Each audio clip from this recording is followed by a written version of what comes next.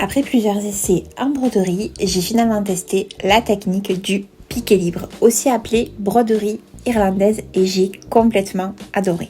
Normalement, c'est une technique qui se réalise avec le point zigzag de votre machine à coudre, en réglant la largeur et la longueur du point pour obtenir un point le plus serré possible, presque plein, qui vient recouvrir le motif. Sauf que moi, je n'avais pas de machine qui fait un point zigzag correct.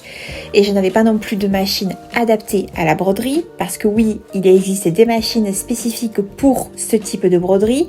Et évidemment, je n'avais pas non plus de brodeuse familiale, ni de brodeuse industrielle, ou de machine qui pouvait m'aider dans mon projet. Donc j'ai fait avec les moyens du bord. J'ai légèrement modifié ma piqueuse plate en bloquant les griffes afin d'avoir le champ libre et de travailler clairement en piqué libre. Et honnêtement, ça a été une des meilleures solutions que j'ai pu trouver, car vraiment j'avais pas vraiment d'autre option. Après avoir décalqué et brodé le motif sur la partie du devant, je me suis attaquée au plus gros morceau, le dos. Le lettrage m'a pris environ 3 heures à lui tout seul. Le lettrage était très long.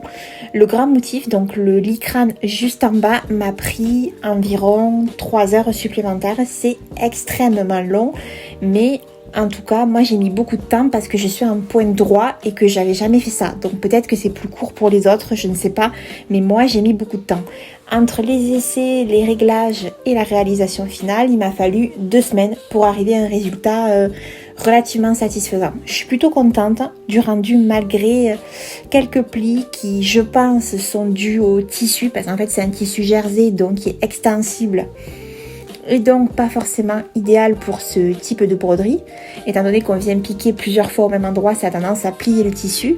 Mais surtout, j'ai trouvé une technique pour broder sans brodeuse. Maintenant, mon objectif, c'est de trouver une machine qui fasse un plus joli point, parce que du coup, le point zigzag serait vraiment idéal pour avoir un rendu bien plus propre et bien plus régulier. J'ai encore besoin de m'améliorer parce que c'est surtout de la technique et de l'entraînement. En fait, c'est une partie vraiment avec beaucoup d'entraînement. Pour celles qui font du quilting ou ce genre de choses, vous voyez de quoi je parle. Mais je suis plutôt satisfaite du résultat. Je pense que je ne vais pas m'arrêter là. Je recommencerai sur un motif beaucoup plus simple et sur une autre matière.